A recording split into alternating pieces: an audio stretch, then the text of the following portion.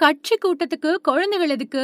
அரசியல் அறிவு இல்லையா? த்ரிஷாவோட ரியாக்ஷன் என்ன தெரியுமா? கரூர்ல விஜயோட தமிழக வெற்றி கழகத்தின் சார்பில நடந்த பிரச்சார கூட்ட நெரிசல்ல சிக்கி 41 பேர் உயிரிழந்திருக்காங்க. அது மட்டும் இல்லாம 50க்கும் மேற்பட்டோர் தீவிர சிகிச்சை அளிக்கப்பட்டு வருது.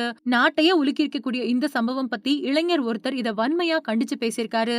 அந்த வீடியோவ நடிகை த்ரிஷா தன்னோட இன்ஸ்டாகிராம்ல பகிர்ந்திருக்காங்க. அந்த வீடியோவுல கரூர்ல நடந்த விஜய் பரப்புரையில கூட்ட நெரிசல்ல சிக்கி 41 பேர் உயிரிழந்துட்டாங்க. இதுல பல குழந்தைகள் உயிரிழந்திருக்காங்க.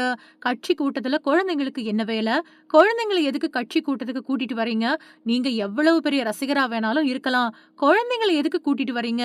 அரசியல் அறிவு கொஞ்சமாவது இருக்கணும். இன்னமும் தலைவர் பின்னாடி போய் எத்தனை உயிரை இழப்பீங்க? இதையெல்லாம் யாருக்காக செய்றீங்க? உச்சத்துல இருக்கக்கூடிய நடிகர் தெருவுல போனா நிச்சயமா கூட்டம் வரும். 18 வயசுக்கு மேல இருக்கிறவங்க சுய அறிவோடு கூட்டத்துக்கு போங்க. உங்களுக்கு ஓட்டு போடக்கூடிய வயசு. அதனால போறீங்க. ஆனா குழந்தைகள ஏன் கூட்டிட்டு போறீங்க?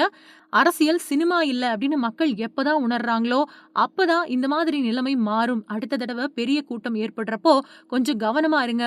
இவங்கள நேர்ல பார்த்து எதுவுமே நடக்க போறது இல்ல. எந்த கட்சியோட தலைவரா இருந்தாலும் சரி, யாரா இருந்தாலும் சரி, நம்ம குடும்பம் ரொம்ப முக்கியம் அப்படின்னு இணையவாசி ஒருத்தர் ரொம்பவே உருக்கத்தோட பேசியிருக்காரு. இதுக்கு நெறைய பேரு அவங்களோட கருத்துக்கள பகிர்ந்துட்டு வரக்கூடிய நிலையில, நடிகை த்ரிஷா இந்த வீடியோவ தன்னோட இன்ஸ்டாகிராம்ல ரீபோஸ்ட் பண்ணியிருக்காங்க. ஆனா கொஞ்ச நேரத்திலேயே அத டெலீட் பண்ணிட்டாங்க. தமிழக வெற்றிக் கழக தலைவர் விஜய் வெளியிட்டிருக்கக்கூடிய அறிக்கையில, உறவை இழந்து தவிக்கக்கூடிய குடும்பம் ஒவ்வொன்னுக்கும் தலா 20 லட்சம் ரூபாயும், காயமடைஞ்சு சிகிச்சை பெற்று வர்றவங்களுக்கு தலா 2 லட்சம் ரூபாயும் நிவாரணமா அறிவிச்சிருக்காரு.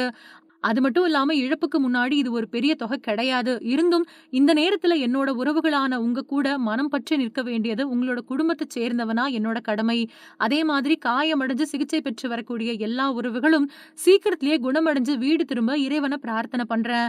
சிகிச்சையில இருக்கக்கூடிய நம்ம உறவுகள் எல்லாருக்கும் அனைத்து உதவிகளையும் நம்ம தமிழக வெற்றிக் கழகம் உறுதியா செய்யும் அப்படின்னு அந்த அறிக்கையில விஜய் குறிப்பிட்டிருக்காரு.